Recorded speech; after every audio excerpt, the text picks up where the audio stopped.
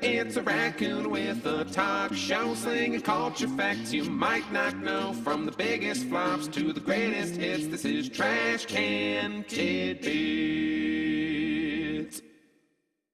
Hey there everyone, I'm Beaton, and welcome to another TCT.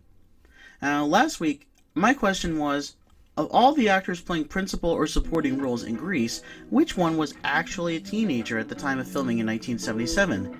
The answer is Lorenzo Lamas. Lamas was 19 when he played the non-speaking role of the star football jock of Rydell High, Tom Chisholm, the guy that Sandy initially dates to make her main man, Danny, jealous. He has since had a long career in television soap operas, appearing in the 80s series Falcon Crest, as well as a 2-year stint on The Bold and the Beautiful. In contrast, Stockard Channing, who played Rizzo, was the oldest cast member to play a teenager, at 33 years old at the time. Now with that addressed, let's get started with fact number 1. Did you know that one feature of the N64 game Perfect Dark would have had you been able to import your own face into the game? One feature that was almost implemented into the multiplayer would have been to take a photo of your own face with the Game Boy camera and scan it into the game to be used in multiplayer. The feature was taken out due to the effects of the Columbine massacre the previous year, and its controversy surrounding shooting real people in a video game. Nevertheless, the faces of some of the game's programmers were used for enemies in the game, as well as Rare's previous game, GoldenEye. Fact 2. Did you know that the Incredible Hulk was not green in his first comic appearance? Stan Lee originally made him gray, but the printer was having trouble keeping that color consistent, and he ended up looking rather muddy. Lee decided to make him green because the printer had no trouble keeping the green looking good. Plus, green was a more visually striking color for the character.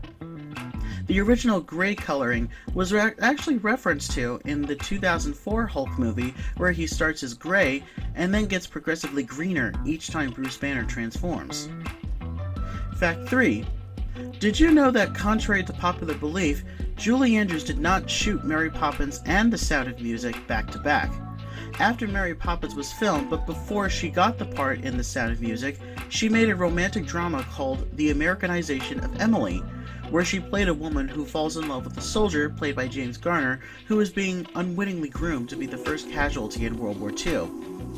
It was also Andrews' only film made in black and white. By the time she had finished that film, she got the role of Maria Von Trapp in The Sound of Music, which puts to rest the myth that she played 2 singing nannies back to back. Fact 4. Did you know that the idea to make the TV show Lucifer a police procedural came about when the pilot was made? The show was originally going to involve the character of Lucifer making deals with desperate people to fulfill their desires and collecting favors from them later on. While that is still a part of the series, especially when Lucifer says his famous "What do you desire?" lines, the producers ultimately realized the show would work better as a police procedural, and the further story ideas that involved these exchanges were better put to use. Fact 5. Did you know that George R.R. Martin modeled the character of Joffrey Baratheon from Game of Thrones after the sinister and sadistic Roman Emperor Caligula?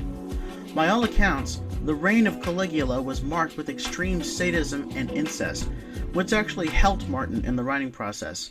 Coincidentally, Jack Gleason, who played Joffrey on Game of Thrones, bears a striking resemblance to Caligula. I mean, take a look at this side-by-side comparison. It's uncanny. No wonder everybody hated Joffrey. Fact 6. Did you know that singer Sheena Easton is the only singer of a James Bond theme song to actually appear in the title sequence of the movie she is singing the song for? She sings the title song for Your Eyes Only, and quite appropriately, the sequence is modeled like a music video and kickstarted the MTV generation. Easton recalled shooting the sequence as being painful because in many points in the song, her face is static, as she was attached to a brace that held her face still as she sang. Following the release of the song, further Bond theme songs have had music videos attached to them. Fact 7. Did you know that acclaimed game designer Suda51's real name is actually indicative of his unique pseudonym? He is the creator of games such as Killer 7, No More Heroes, and Lollipop Chainsaw. and his real name is Goichi Suda. Go is the number 5 in Japanese, and Ichi is the number 1. And in some cases, a person's last name is said before their first name in Asian culture, so Suda Goichi does indeed become Suda 51. Pretty interesting wordplay, wouldn't you say? Fact 8. Did you know that Riku from Final Fantasy X and Final Fantasy X-2 was going to have a major role in the first Kingdom Hearts game? She would have been aiding Leon's group in Traverse Town, but due to the fact that there's a similar character named Riku, spelled with 1 K instead of 2, she was taken out to avoid confusion. Her role was instead given to Yuffie from Final Fantasy VII. Riku, with 2 Ks, would later appear with her companions Yuna and Pain in their Final Fantasy X-2 costumes in Kingdom Hearts 2. Fact 9. Did you know that the reason the climactic battle of the Five Armies lasted as long as it did in the Hobbit movie trilogy is because the book was told solely from Bilbo Baggins' perspective? In the book, Bilbo saw the battle taking place for only a few paragraphs before he was knocked out by a falling rock, and the rest of the battle was, rather quickly, recounted to him when he woke up. Director Peter Jackson used the viewpoints of all the participants of the battle, the elves, dwarves, etc., to fill out the movie's running time of a very lengthy battle. Whether he needed to or not is an entirely different matter altogether. Fact 10. Did you know that there were a couple of Nintendo-made Legend of Zelda games that were only accessible through the internet? Back in the SNES days, Nintendo released an add-on called the Satellaview, which acted as a sort of modem where you could download new games and take part in special events on a specific day. This was a time before online gaming was more mainstream. 2 Zelda games were released only through the Satellaview, and please forgive me if I butcher these names. BS Zelda no Densetsu and its follow-up, BS Zelda no Densetsu Inishi no Sakiban. These games were not Zelda games per se, but were more like enhanced remakes of earlier games, and were broadcast over several days in a specific timeline. They were also the first Zelda games to include voice acting. The players would hear in real time a narrator giving directions to the player.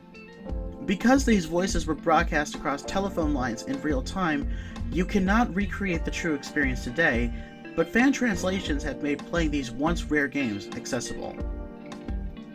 And here's this week's trivia question. Now, Sheena Easton may be the first singer to actually appear in a Bond title sequence singing the theme song, but one singer and actress went a step further and actually appeared as a character in a Bond movie. My question is, which Grammy and Golden Globe winning singer and actress made a cameo in a Bond film, and what was the movie? And there we go for this week. I hope you enjoyed this week's episode, and please don't forget to like, subscribe, share, and ring the bell for future video notifications. Thanks for watching, and I'll see you next time.